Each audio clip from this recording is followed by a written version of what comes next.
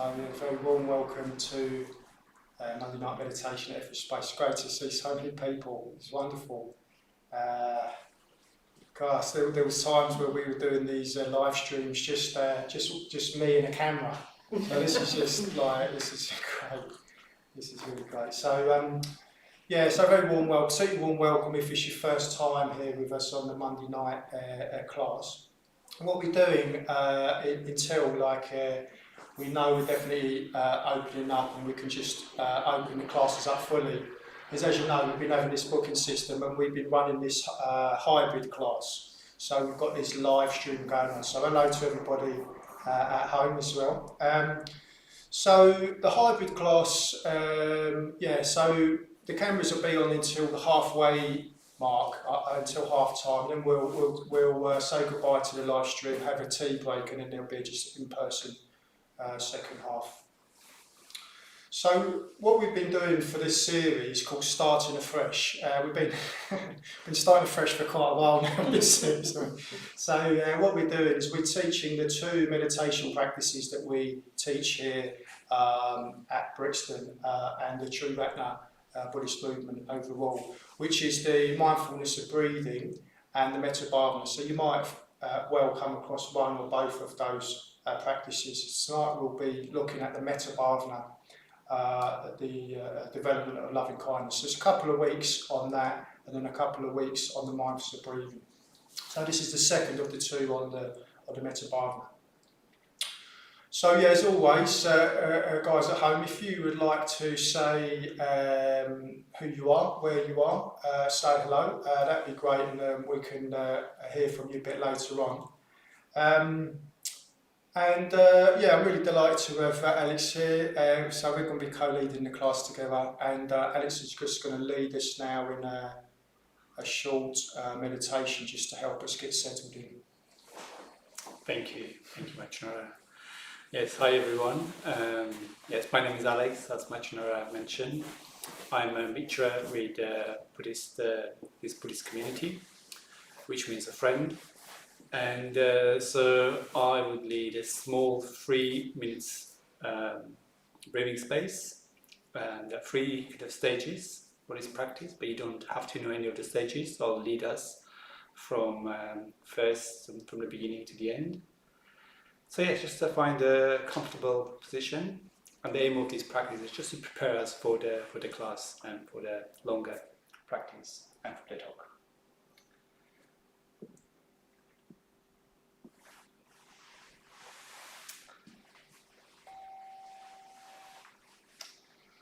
It's just finding a comfortable position.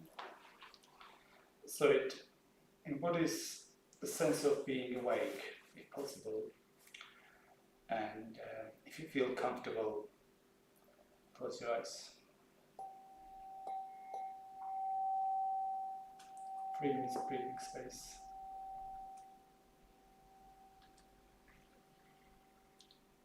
We start stage 1 with noticing what's going on in our minds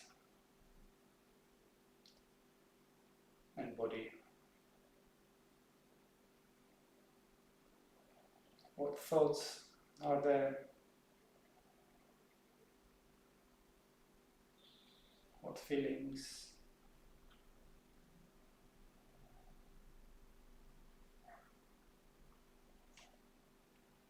Sensations in the body.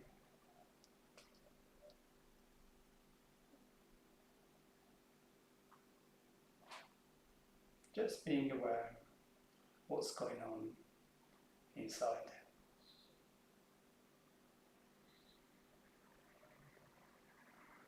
Not trying to change anything.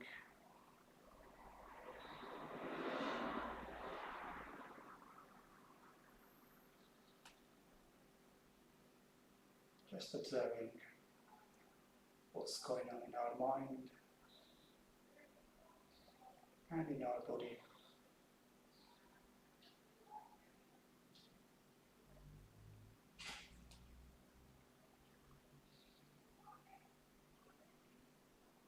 Being aware.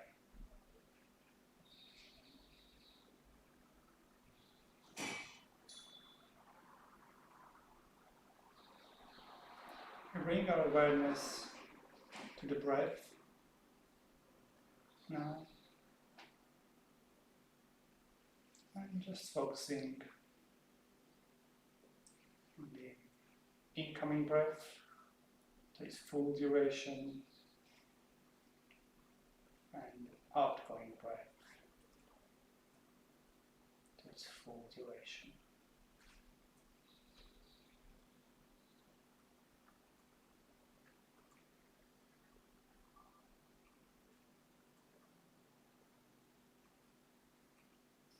Just being with the breath. Incoming breath, its full duration,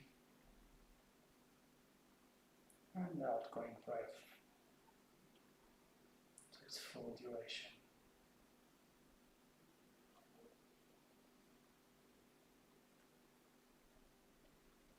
Staying with the breath.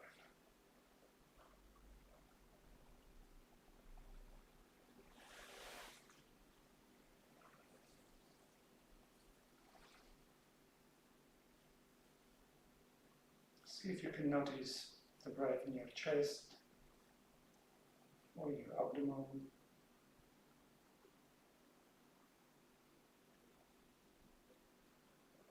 And feel it there.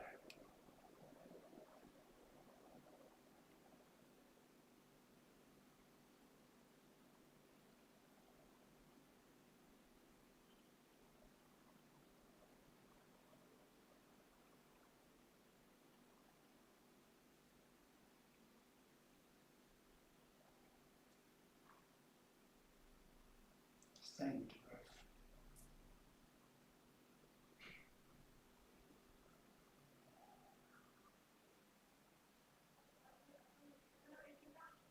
We now expand our awareness of the breath to include the entire body. Imagine that you are breathing with your body.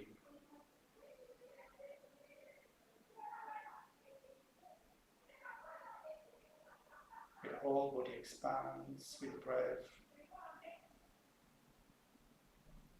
and contracts with the outgoing breath.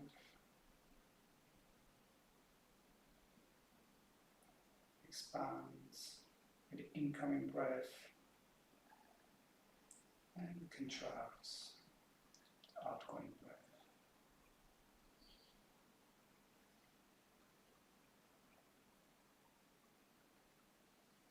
Can you feel any sensations in your body?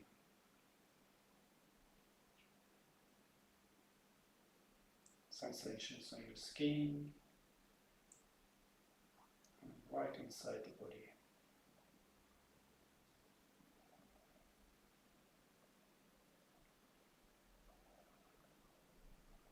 Breathing with the body.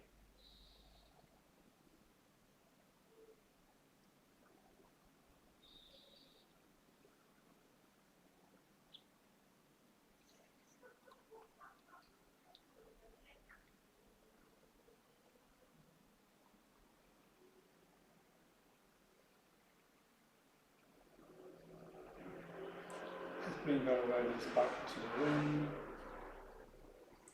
Feel the weight of your body, the cushion or in the chair wherever you are sitting. Be aware of people around you. And you can open your eyes.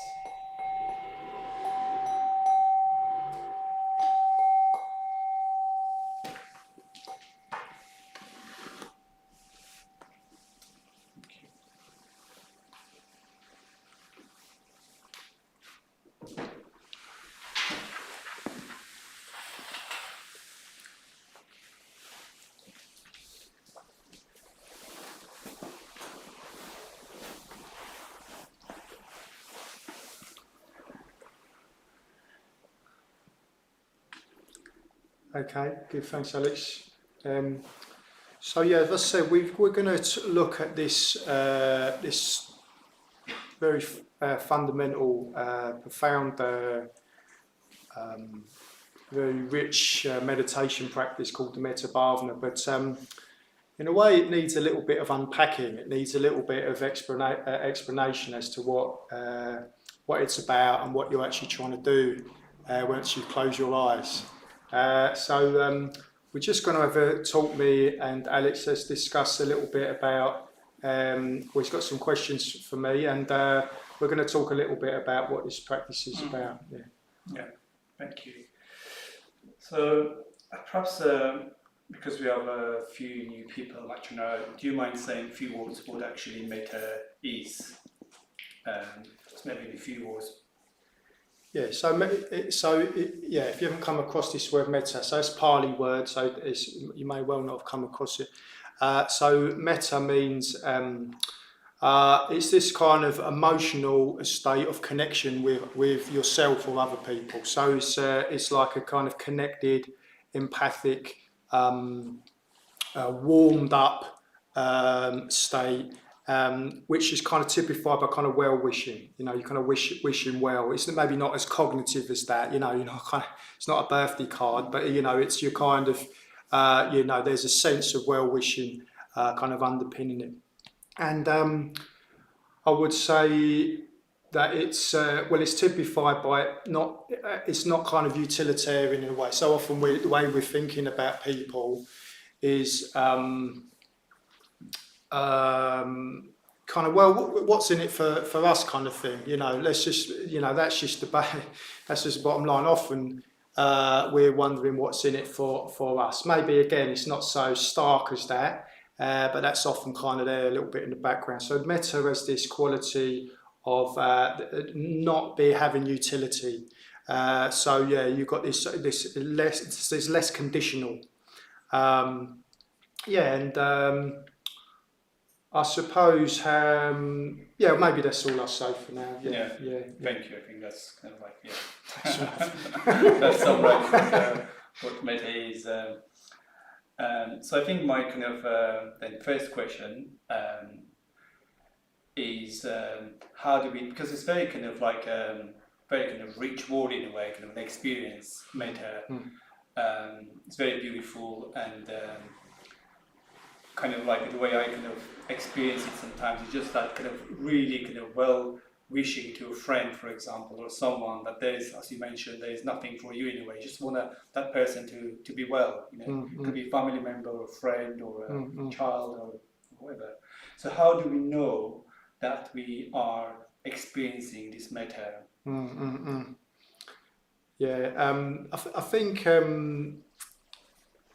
I think one of the main ways we're going to know that is there's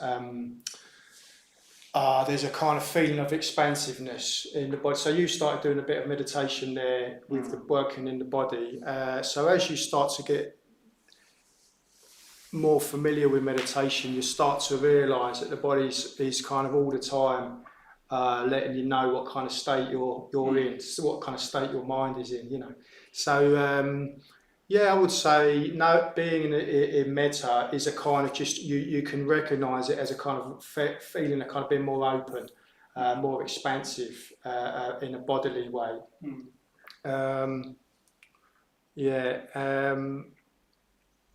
Is it synonymous being in love in a way?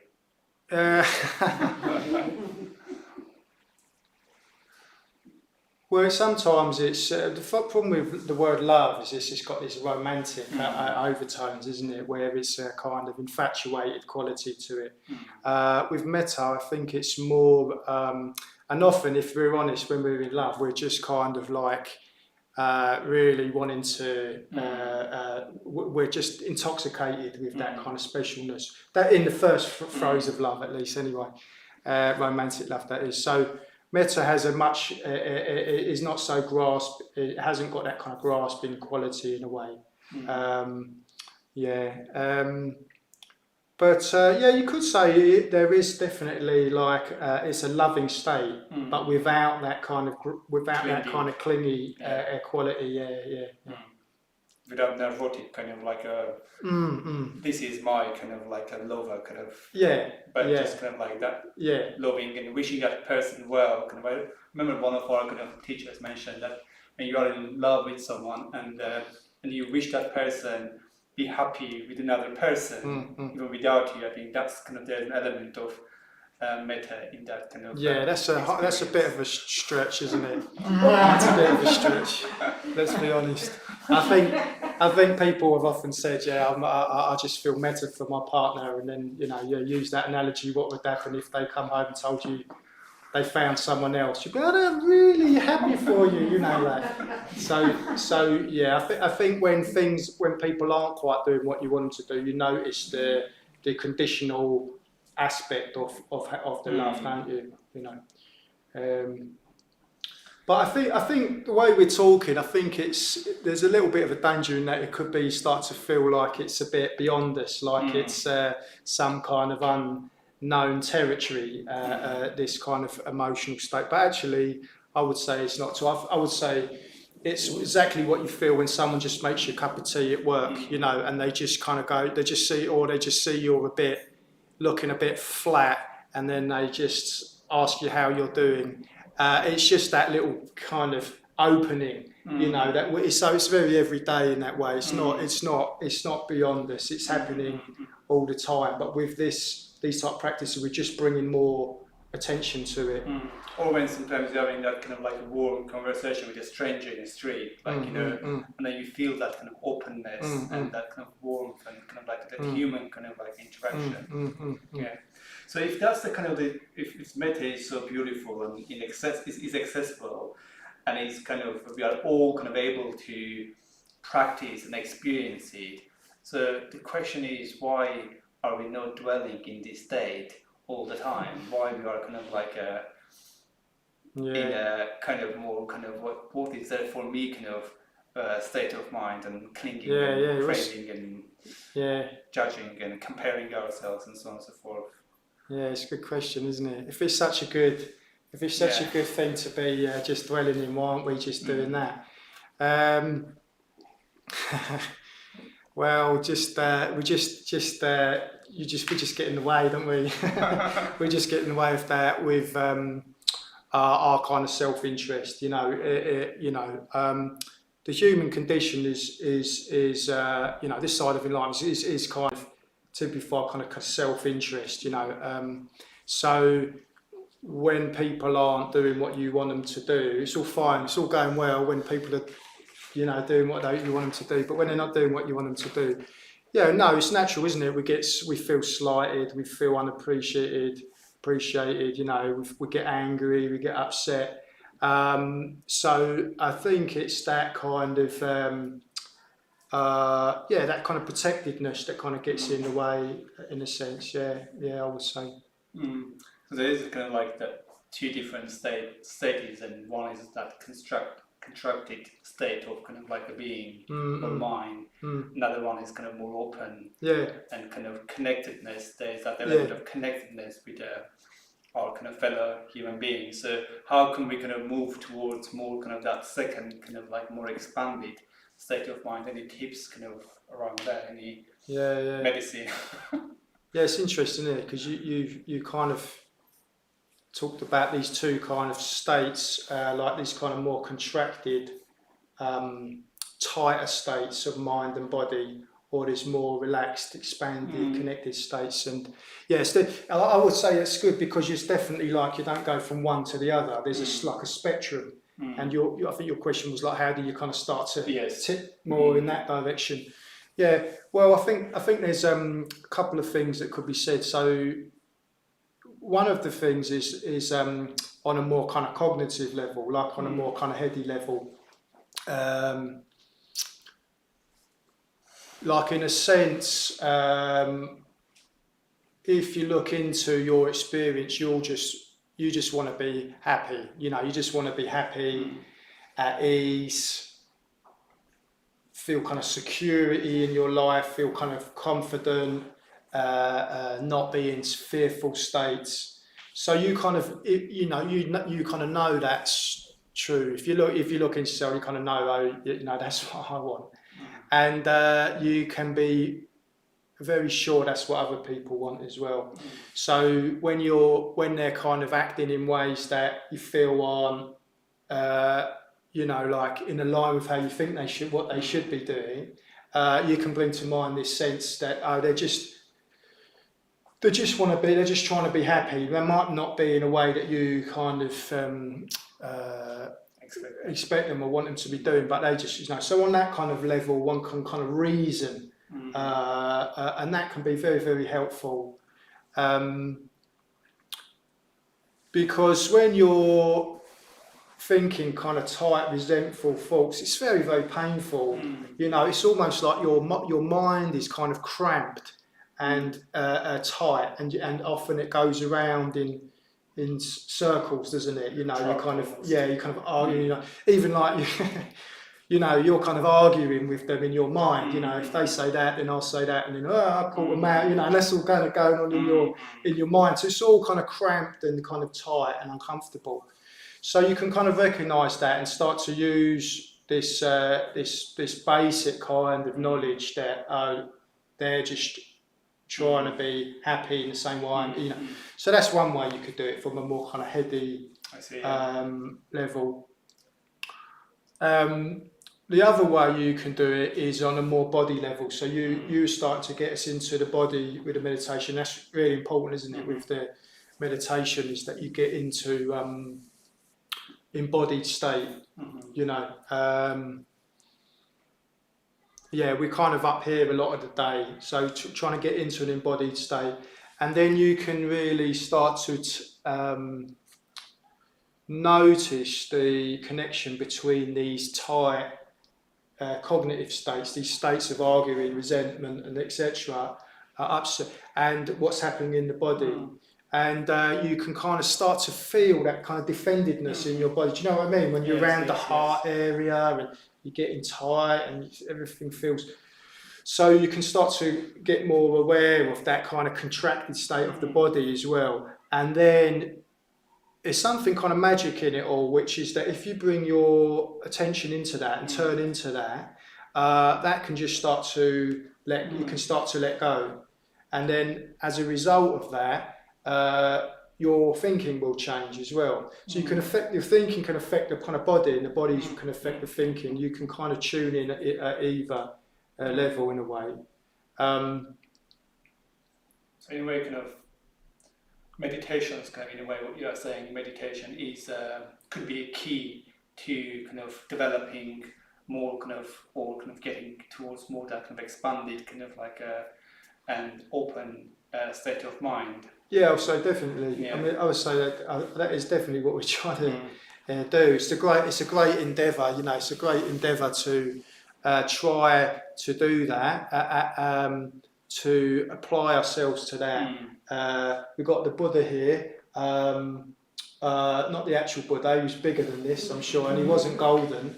But it's kind of it's a symbol of this kind of inner kind of state of a mind and heart and mind, kind of golden state, and gosh, who wouldn't want that? So this meditation is a great endeavour to move towards those kind of states more fully. Yeah. Definitely. So you're referring to Metta practice? Yeah, I would say. Which is kind of one of our core kind of meditation. Yeah, I mean, I think Metta practice is amazing because it can literally transform the way you relate to. I'm sure you felt this as well. So, the way you relate to yourself. All that critical, kind of undermining, doubtful kind of approach to what one's doing. It can radically transform that. But more than that, or just as importantly than that, it can radically transform how you are with other people. In fact, they're not really two different things. How you are with yourself and how you are with other people, as you probably all noticed, there's not a coincidence there. So they're linked up. So that process of getting to confident, relax with yourself, at ease with yourself, accepting of yourself, it translates itself into the way you are with other people as well. So I think it's very transformative in that way. So in a way, changing kind of the way we perceive kind of reality, it also changes our experience with reality. That's what you're saying. So we are kind of more cultivating that in our meditation, kindness and love towards a particular kind of difficult situation or difficult person. Then that kind of kind of also transforms our kind of experience of the situation or that difficult person. Is that the kind of Yeah, I'd say that's right. Yeah, I mean, the basic kind of maxim is that whatever you dwell on, you become. So you know, like if you just get really good at shouting at people in the traffic from your bicycle or other vehicle, you'll just get really good at that. You know, you'll just get really like that's your kind of default. But if you're getting used to trying at least to modify your experience, you know, with from a more contracted to more expanded kind of state, well, that will just become more and more natural. I mean, it's kind of radical in a way. Not really to talk about this, but yeah, I suppose. Well, Buddhism would say that there's not a kind of fixed objective world out there, and we're just kind of walking around. That we're kind of walking around in, and you know, it says that in a way, science is kind of measuring that objective pole, but Buddhism's starting from the subjective pole, and it's really interesting how science is starting to really meet that perspective in the sense of like, however you are, that just affects like everything that you see and do. You know, do you know what I mean? You know, you get out of bed in the morning, you've got this idea, you get out of bed in the morning, the wrong side of bed. There's this saying, I've got out of bed the wrong side. But everything starts to look difficult, doesn't it? You know, like you know, you've run out of coffee. You know, someone's called you early in the morning, too early for you to really be ready to talk properly. You know, you might have to go out and it's rain. You know, everything starts to feel like a kind of difficulty, yeah. And that's just coming out of what Buddhism's saying. What's radical is that's coming from your state of mind. If you change your state of mind, everything changes. So, yeah. So in a way, this practice is kind of starting to tee into that. Great. So maybe we can put in practice. Yeah, I mean, yeah, that is true. Yeah. Prove us. Yeah, I mean, really what I want to, in a way, we've talked about the whole scope of Metta Bhavana, in a way, transforming more difficult relationships and making existing relationships even more loving. But it's very, very accessible. I don't want you to think it's a long way away. Yeah, so we're just going to start by what we actually can notice, or what we can actually notice in our own experience. Yeah?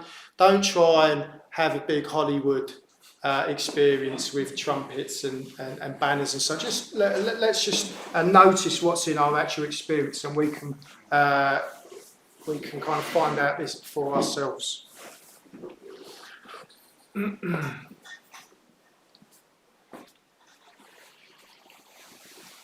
So yeah, normally this Metta Bhavana practice is in 5 stages, which we'll do in their fullness in the second half. But what we're going to do together today is the first and the 5th stage. So we're going to be looking into kindness in our own experience, and then expanding that out to everybody else, yeah? And everything else. So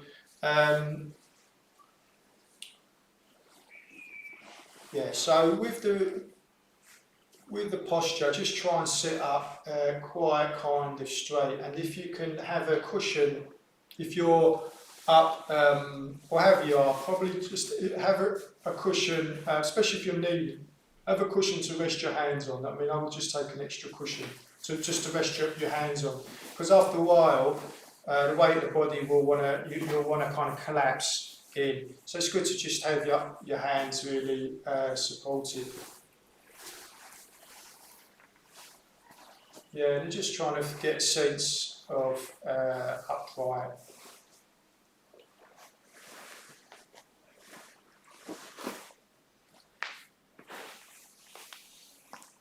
So just taking your time now to make sure you've got the right, you're feeling like you can settle into this posture.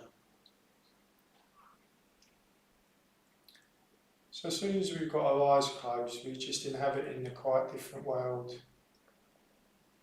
You might be able to notice sounds. So just letting them be there as they are.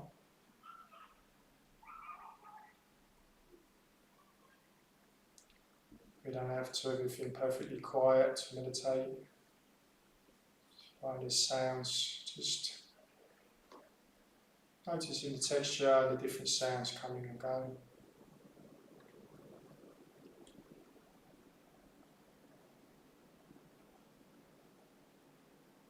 And then just getting a sense of space around your body.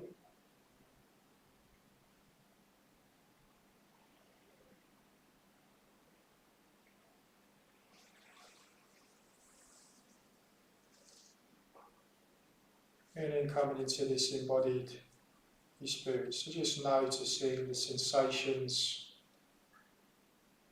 of your body.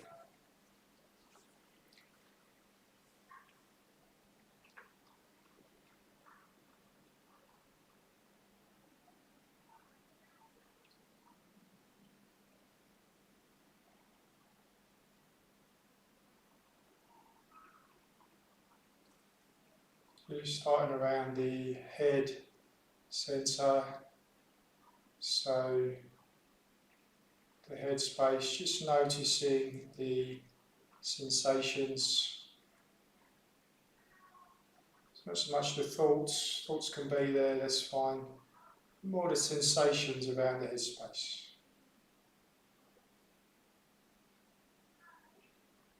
Just noticing buzziness.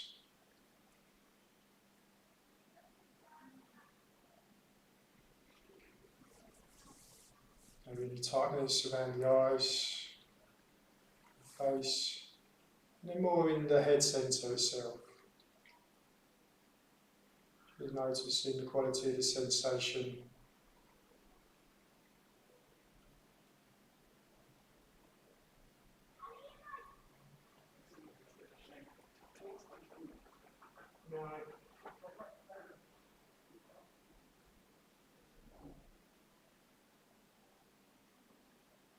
And then moving down, moving the awareness down the body, down into the shoulders and then down into the heart centre, centre around the middle of the chest, around to the back of the chest.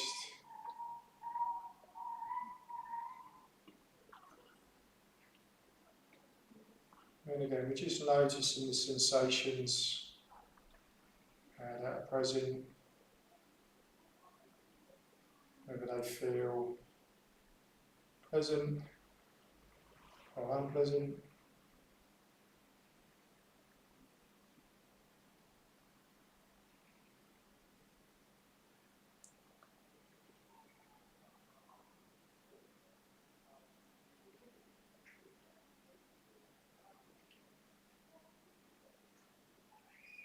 We're not trying to change anything, just noticing what's there, noticing sensations.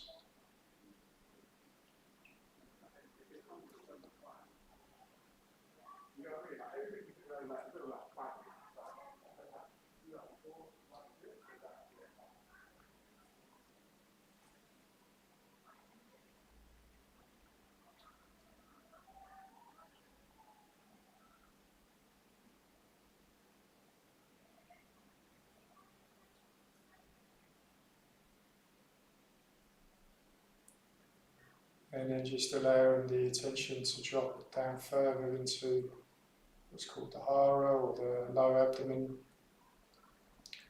And see if you can actually bring the awareness down, as it were, just kind of inhabiting that area of the lower abdomen, the kind of pelvic floor, the bowl, the pelvic floor, just kind of bringing the awareness right down into the lower abdomen.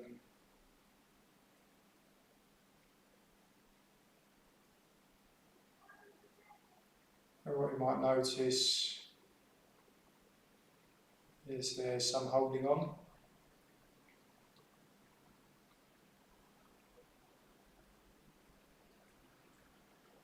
Just see what happens by bringing your attention to that holding on. See if it wants to start to let go.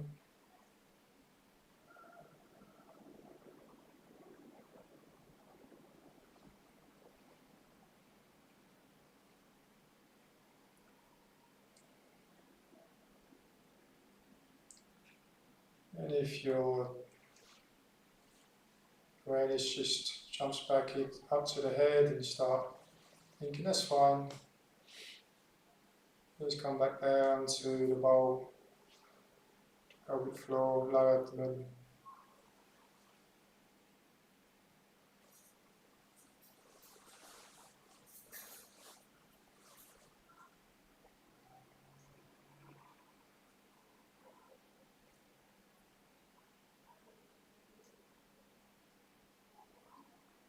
Feeling the sensations change and shift with the breathing.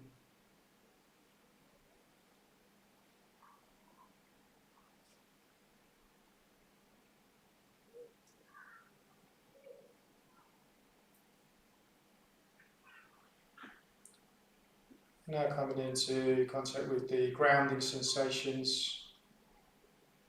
Those sensations where the weight of your body is pressing through gravity into the ground. That's creating more sensation. You're just tuning into that, seeing if you can allow your legs to soften down into that contact.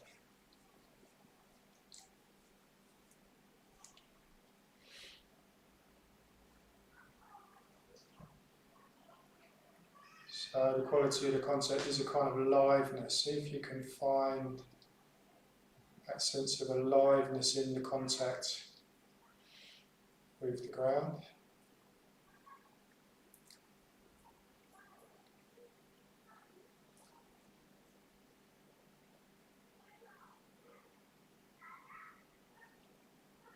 And noticing any holding on in the lower body, just seeing if you can allow that to soften down into that contact with the ground.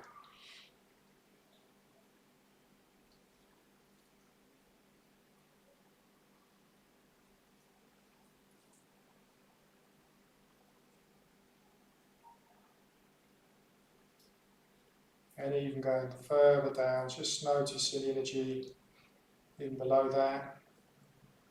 Almost get this sense of energy. Don't worry about the practicalities of it, just noticing any energy even below those grounding sensations, energy of the earth.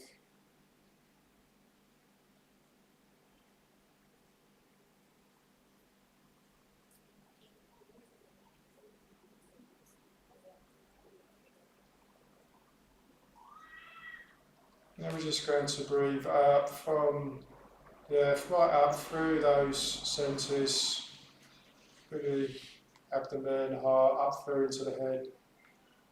And just breathing in, just energising the body.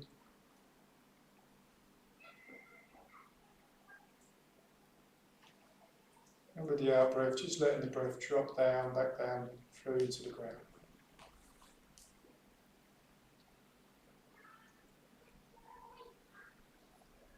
Breathing in, drawing up the energy, feeling it.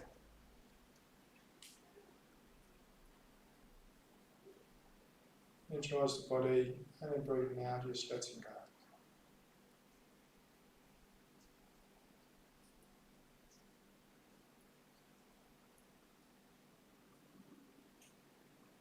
And just letting the breath settle, just feeling the body now as this kind of somatic cloud of sensations.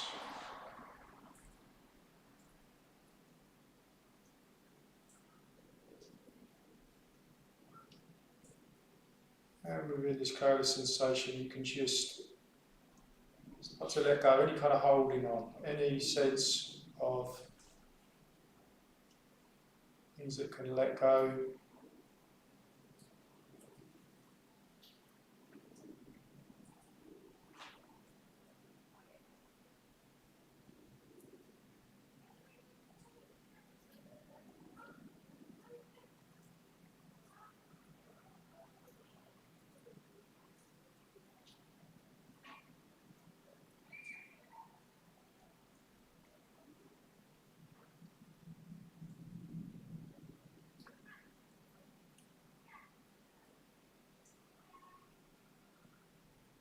And just tune into the heart centre, area in the middle of the chest, and just see if we can find any boundaries in this area. Where's the boundaries? Are there any boundaries? Just seeing the heart centre is confined to one space or not.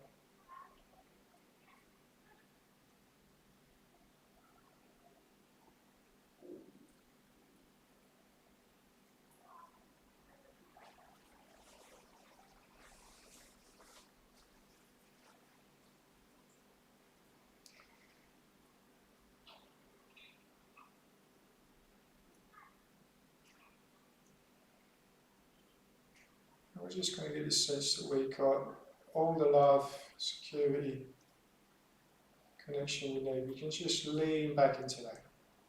We don't need to physically lean, but we can just feel this sense of support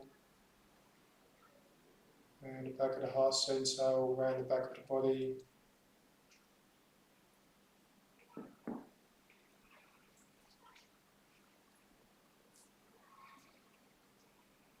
There's this sense that everything there that we need, we're just leaning back into it. And just noticing any tensions, holdings,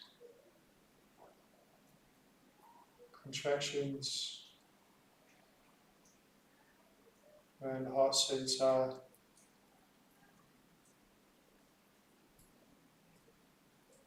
And just giving them what they need to relax, let go.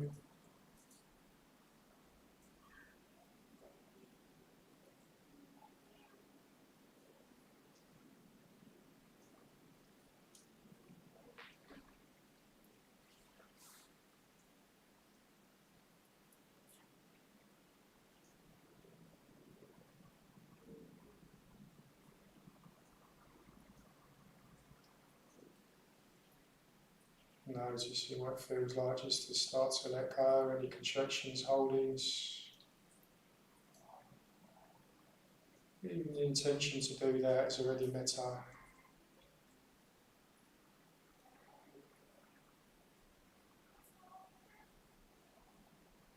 If it's helpful, you can just breathe into the heart centre.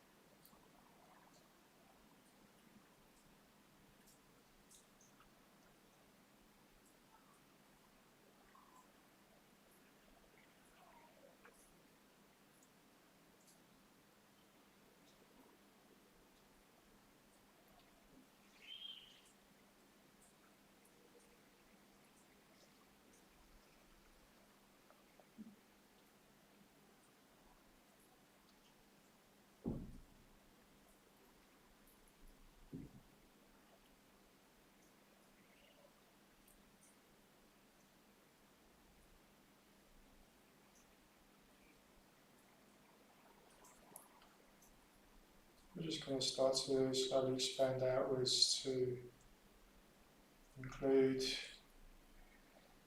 and open up to others, either those in the space around us or those that come to mind.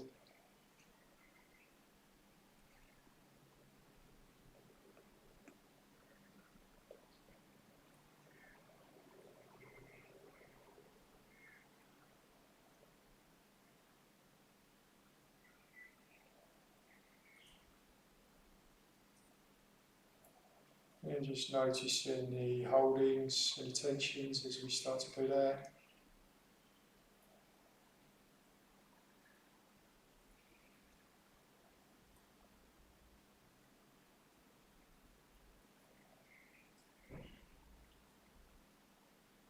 It's questioning whether we need to be defended in that way.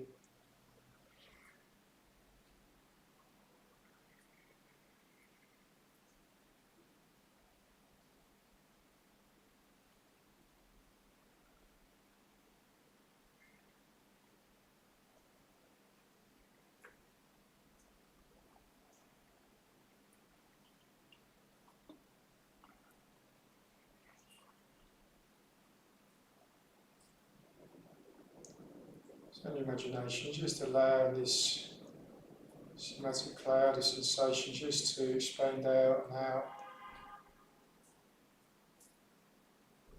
There's no boundary to this type of exploration.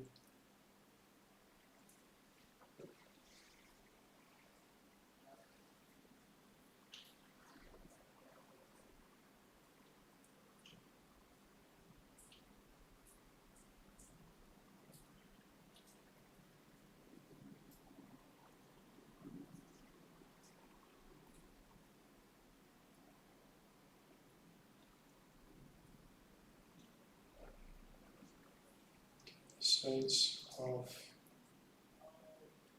investing the whole world in this type of openness. Just asking the question, what would it be like to be open, all beings, may they be happy and well.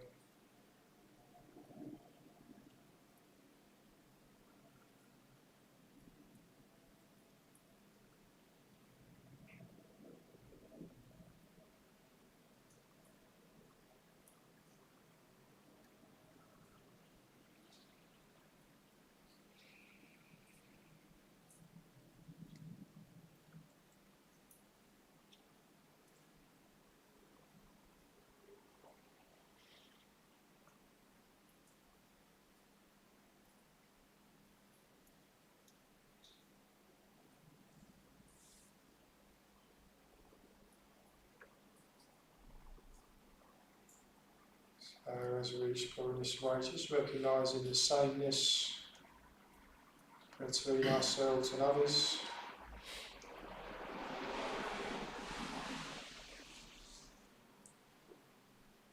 Staying with the physicality of that.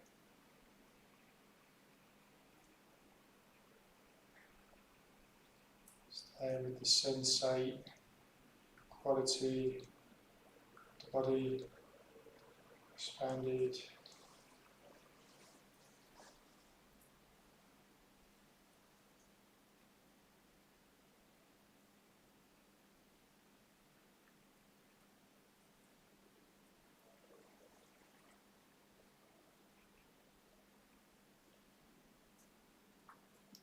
Just being quite honest, recognising any resistances in the thought, in the body, and just bringing attention, openness to that.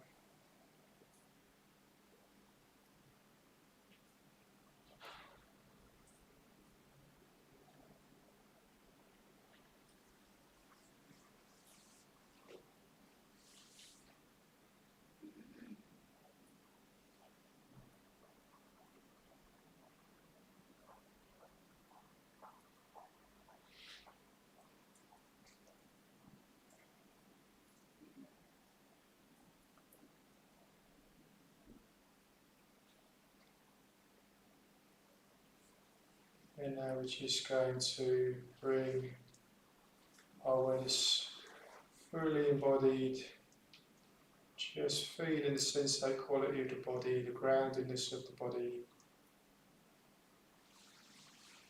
breathing body, just feeling the fruits of that type of meditation.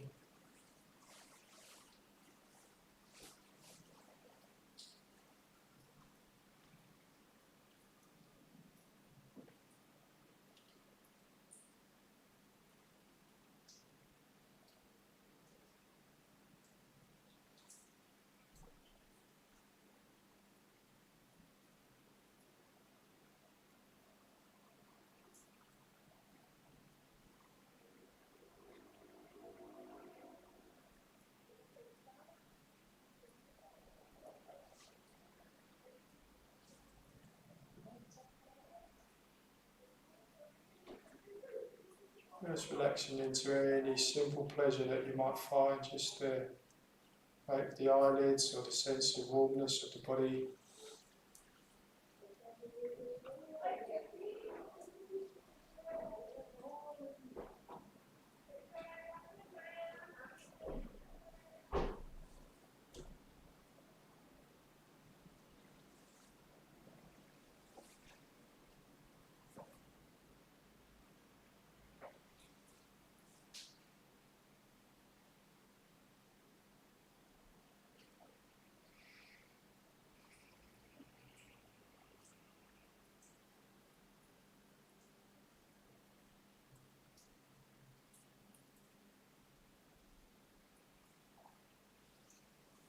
And now just coming back into contact with those grounding sensations, that aliveness between your body and the ground.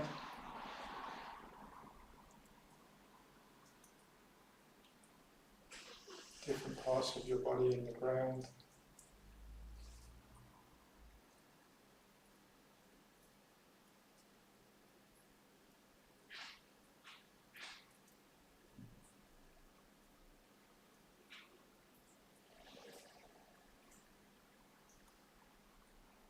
And also getting a sense of the space around you, people around you,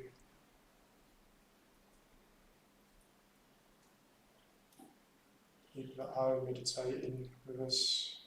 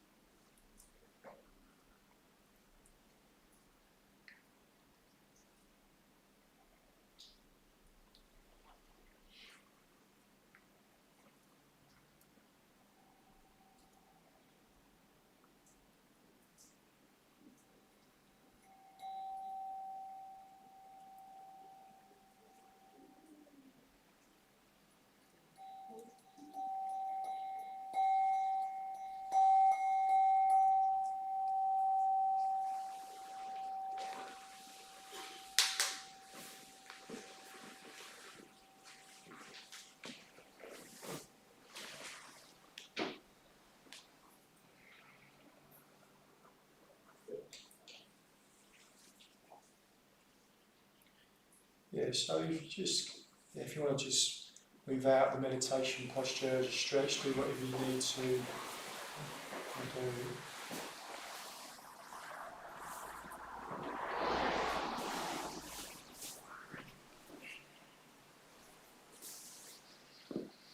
Okay, Jack, so I'll just be nice to hear who's at home, so Jack, you might want to unmask yourself, just let us know who's there. We've only got one comment in the chat, and this is from Jane from Hampshire. Says, sorry a bit late, haven't been for a while. So, hi Jane. Hello Jane. Everyone say hello Jane. Alright, so I'm going to just say a couple of things while you just ease yourself out of that meditation. So this is a good slot for just making a couple of announcements about things that are coming up.